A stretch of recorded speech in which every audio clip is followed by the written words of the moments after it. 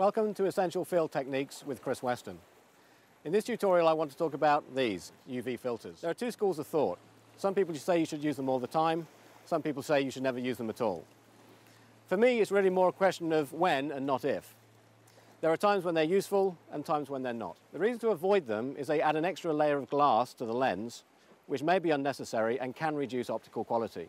And this is the reason I don't use them all the time. But there are occasions when they can be useful.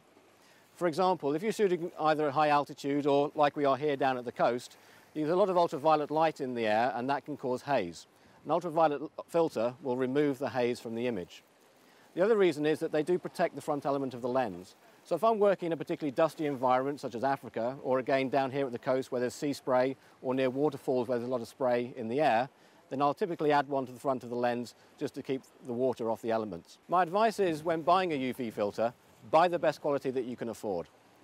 Some people will get a cheap one thinking it's just a piece of glass to protect the lens. But if you put a £5 filter onto a £1,000 lens, effectively you've got a £5 lens. The best filters come with high quality glass and are multi-coated and should cost you around about £30. That's it from me. I hope you've enjoyed it and we'll see you on the next tutorial. Thanks for listening.